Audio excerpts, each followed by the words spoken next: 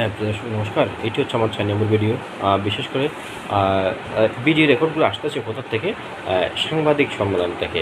কারণ গ্রামের সর্বস্তরের মানুষ বাহু তুলে স্লোগান দিয়ে সেই অ্যা চেয়ারম্যান সংঘবদ্ধ চক্র গ্রুপের অমানবিক নিষ্ঠুরতার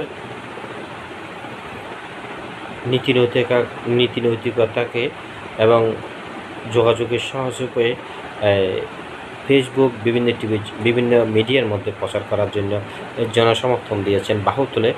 সেই বাহু তোলার এই নীতি নৈতিকতা প্রসঙ্গে আমি একটা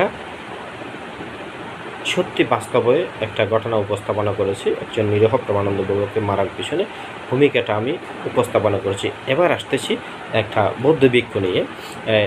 পশ্চিম আদারমানিক এই উপলিসঙ্গের একটু দক্ষিণ পাশে একটা শান্তিনিকেতন বৌদ্ধবিহার আছে। সেই শান্তিনিকেতন বৌদ্ধবিহারের মধ্যে ১২ মাসে ১৩টা প্রান্তে চলে যেতে হয়।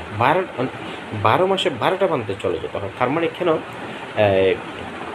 এখানকার লোকজন কেউ ভ্রান্তের ব্যাংকিং চেক বইয়ের উপর নজরদারি করে, কেউ ভ্রান্তের দানীয় জিনিসের উপর নজরদারি করে, এবং কেউ ভ্রান্তের টাকা পয়সা হলাত বলাতের উপর নজরদারি করে, এবং কেউ ভ্রান্তের স্পিকার স্পিকার স্বার্থে নজরদারি করে, এবং কেউ আনুষ্ঠানিকভাবে চাঁদা-মাদা ওঠানোর জন্য নজরদারি করে।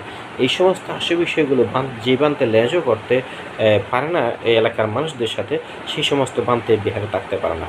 এবং সেই জিনিসটা আমি কয়েকটি ভিক্ষুর নাম উদাহরণ দিয়ে বলি।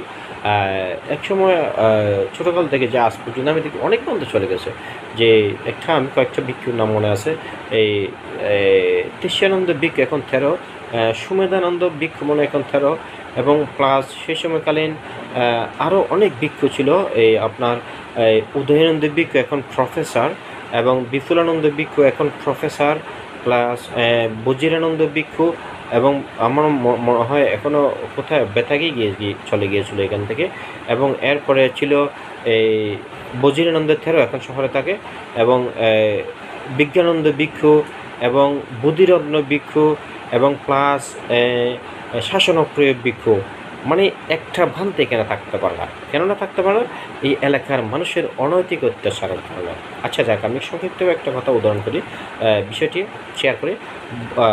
শাসনপ্রিয় ভিক্ষু, যে ভিক্ষুটি একদিন রাত্রে আর ১:৩০ ২টা বাজবে বাঘের মতো গর্জন দিচ্ছে বিহারের মধ্যে, কিন্তু আমার বাড়ির পাশে তো আমি শুনি এখানে বিলের উপার, তখন আমি কিন্তু যাওয়ার আমার মন চাচ্ছে এখানে যাই, দেখি কী ঘটনা হচ্ছে, কিন্তু আমার ভয় লাগতেছে। কেন ভয় লাগতেছে?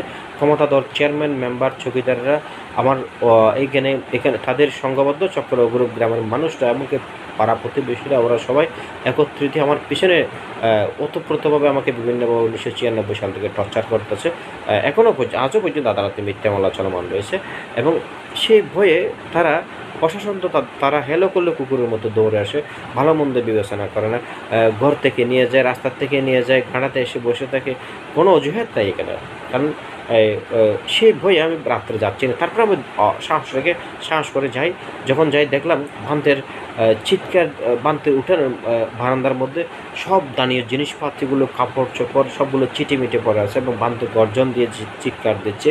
এখানে কয়েকজন লোক আছে, প্লাস ভান্তে এমনকি ভান্তেকে যদি কেউ সাহায্য করে কাপড় খুলে ফেলে দিয়ে গামছা পিঁধে বিহার থেকে চলে যাবে, এমন জ্বালা যন্ত্রণা। এবং শেষ পর্যন্ত সেই ভান্তে এখান থেকে পাহাড়ে চলে যায়, সেই পাহাড়ে মৃত্যুবরণ করেন, এবং প্রয়াত হন সেই বৌদ্ধ ভিক্ষু শাসনপ্রিয় ১৩। এবং মানে এইখানকার মানুষের এমন নীতি নৈতিকতা, এগুলো আমি কখনো আলাপ করার চিন্তাধারা, প্রচার করার, আলাপ আলোচনা করার চিন্তাধারা আমার ছিল না। কিন্তু এই যে আমার বিরুদ্ধে সংবাদ সম্মেলন করেছে, তারা কেমন নীতি নৈতিকতা মানুষ, এগুলো আমি একটার পর একটা আমি উপস্থাপনা করতে যাচ্ছি। প্রিয় দর্শক, ধন্যবাদ। এই বিষয়গুলো আসলে আমাদের বড়ুয়ারা নয়, শুধু পার্বত্য চট্টগ্রাম আমাদের বৌদ্ধ সম্প্রদায় আছে, তারাও আসলে বুঝতে পারবেন এই সমস্ত জিনিসগুলো। আমার সম্পূর্ণ ভিডিও রেকর্ডগুলো যদি শোনেন, তাহলে বুঝতে পারবেন বৌদ্ধ বৌদ্ধ সমাজ নামে তারা কি এই গ্রামের বড় বড় কলঙ্ক, নাকি স্বনামধন্য গ্রাম এই গ্রামটি, এবং মানুষ নামে কি কলঙ্ক নাকি স্বনামধন্য মানুষ এই গ্রামের মানুষগুলো, সেগুলো আমি পরিচয় করে দেব। এইমাত্র দুটি উদাহরণ দিয়ে দুটি ঘটনা আলোচনা করেছি। আমি পরবর্তী স্টেপে যাচ্ছি। ধন্যবাদ, ভালো থেকে সুস্থ থাকুন। নমস্কার প্রিয় দর্শক।